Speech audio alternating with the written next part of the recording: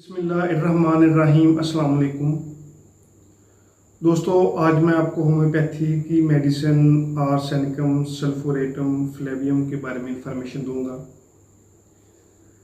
कि ये मेडिसिन किन किन कंडीशन में हम इस्तेमाल कर सकते हैं।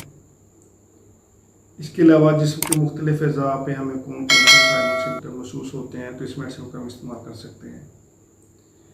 ये तमाम इंफॉर्मेशन मैं आपको इस वीडियो में बताऊँगा, तो मेरी आप सबसे गुजारिश है कि वीडियो को एंड तक लाजमी देखें।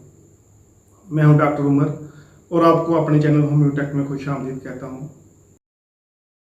होम्योपैथी की मेडिसिन आर्सेनिकम सल्फोरेटम फ्लेवियम, ये remedy arsenicum album plus sulphur के कम्बिनेशन से जो है ना वो मेडिसिन तैयार की जाती है। यानी इस मेडिसिन में सल्फर की खसूसियत भी हैं और आर्सेनिकम अल्बम की खसूसियत वो भी हैं। यानी ये दोनों रेमेडी जो हैं उन दोनों के मरकब से ये मेडिसिन जो है ना वो तैयार की जाती है। आर्सेनिकम अल्बम भी और सल्फर भी, ये दोनों मेडिसिन हमारी जिल्द के लिए बहुत ही अहम मेडिसिन है।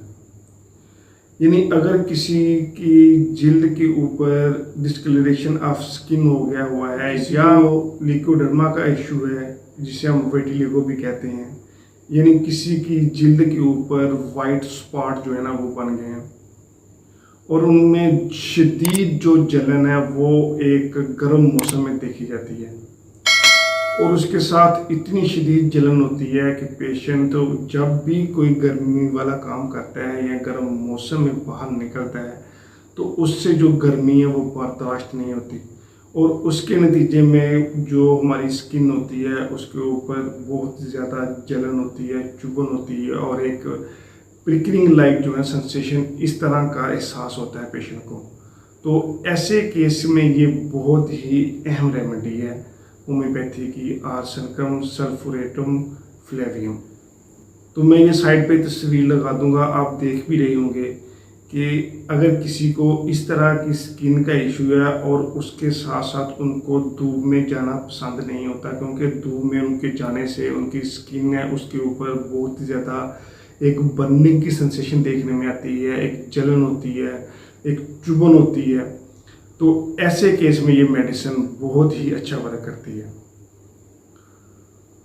उसके साथ साथ ये मेडिसिन ख़ास तौर पे बच्चों के लिए बहुत ही अच्छा वर्क करती है।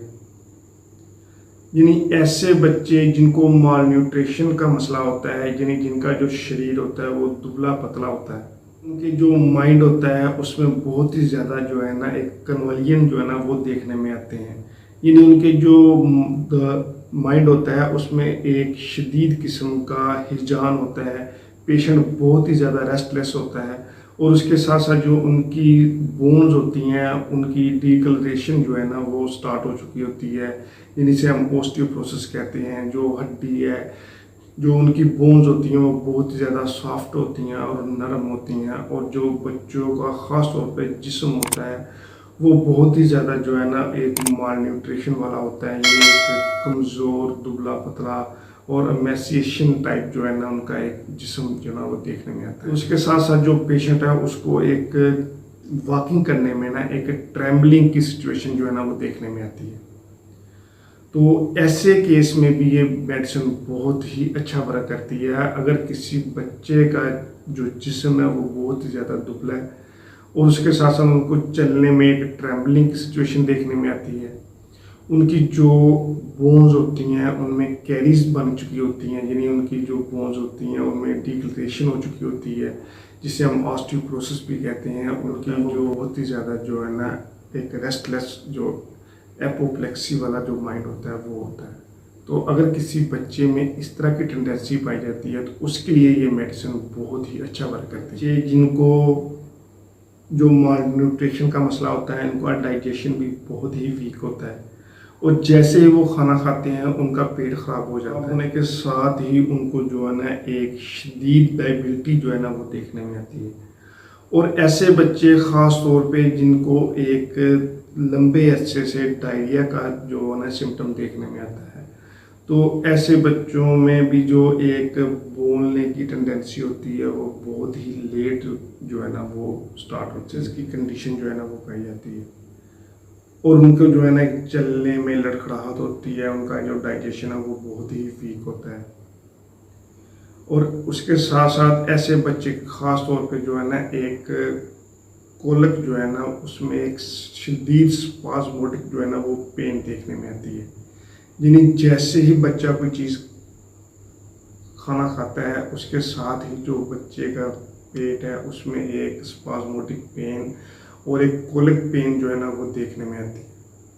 तो अगर किसी बच्चे का डाइजेशन वीक है और उसमें एक जो बोलने में एलिमेंट्स जो है ना उसकी कंडीशन देखने में पाई जाती है, यानी जो बच्चा है वो बोलने में एक लड़खड़ाता है, यानी जो बोलने से पहले बात करने से पहले अटकता है, उनका जो डाइजेशन है वो बहुत ही वीक है। और उसके साथ साथ उनका जो एक चलने वक्त जो ट्रैम्बलिंग सिचुएशन देखने में आती है। और बच्चे का जो जिस्म है वो बहुत ही ज़्यादा जो है ना वो दुबला पतला है। और उसके साथ साथ जो उनका एक माइंड है उसमें बहुत ही ज़्यादा जो है ना एक कन्वर्जन जो है ना वो देखने में आती है। और उनकी जो बोन्स होती है उनमें एक डिक्लरेशन जो है ना वो हो चुकी होती है। तो ऐसे केस में ये बहुत ही अच्छा वर्क करती है। तो ख़ास तौर पे ये मेडिसिन जो है ना आर्सेनिकम सल्फोरेटम फ्लेवियम, ये दो मेडिसिन आर्सेनिकम प्लस सल्फर से मिलके जो बनती है, ये ख़ास तौर पे स्किन के लिए बहुत ही अच्छा वर्क करती है। यानी अगर किसी को स्किन के ऊपर जो वाइट स्पॉट जो है ना वो बन गए हों और उसमें बहुत ही ज़्यादा जलन हो, चुभन हो, और पेशेंट जो है ना वो एक हॉट वेदर में जाने से जो है ना वो घबराता हो, यानी वो जब भी वो कोई हॉट वेदर में काम करे या किसी गर्म मौसम में काम करे तो उससे पेशेंट को बहुत ही ज़्यादा जो है ना एक तकलीफ़ देखने में आती है, वो जलन होती है, चुभन होती है।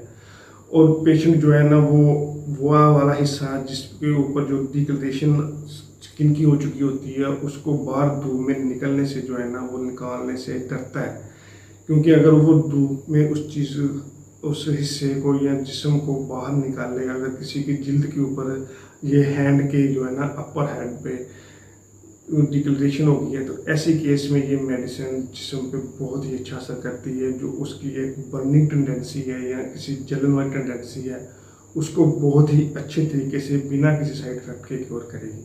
और उसके साथ साथ ऐसे बच्चे जिनका डाइजेशन जो है ना वो बहुत ही ज़्यादा वीक होता है, उनको एक लमेंसेस की जो है ना वो कंडीशन देखने में आती है, उनको एक डायरिया जो है ना वो लंबे अरसे से जो है ना वो चला आ रहा हो, उसमें एक चलने वक्त जो है ना एक ट्रैम्बलिंग देखने में आती है, तो ऐसे केस में ये मेडिसिन बहुत ही अच्छा वर्क करती है।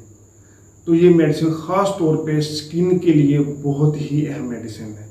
और अगर किसी को स्किन के ऊपर एक्जिमा का इशू है या फिर किसी को वर्टिलिगो का इशू है जिसे हम लिकोडर्मा भी कहते हैं, अगर स्किन की जो है ना वो ऊपर वाइट स्पॉट बन गए हो तो ऐसे केस में ये मेडिसिन बहुत ही अच्छा वर्क करती है।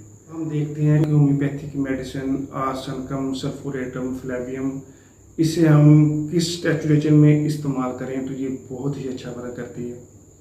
तो इस मेडिसिन को हमें ख़ास तौर पे 3x या 4x जो है ना वो टैबलेट फॉर्म में आती हैं, तो इसमें इस्तेमाल करना चाहिए। तो ये ख़ास तौर पे जो विटिलिगो है या लिकोडर्मा है जिसमें स्किन की होती है, जो स्किन के ऊपर एक वाइट पैचेस जो है ना वो बन गए हों, तो ऐसे केस में ये बॉडी को बहुत ही अच्छे तरीके से बिना किसी साइड इफ़ेक्ट के उस चुभन से, उस जो एक बर्निंग टेंडेंसी है उस डिजीज़ से क्योर करें। करता हूँ कि आपको ये वीडियो जो है ना पसंद आई होगी। तो अगर किसी की कोई क्वेरी है तो वो मेरे नीचे डिस्क्रिप्शन पे दिए गए नंबर पे मैसेज कर सकते हैं, जो आप वीडियो के कमेंट में बता सकते हैं। थैंक यू, अल्लाह हाफिज़।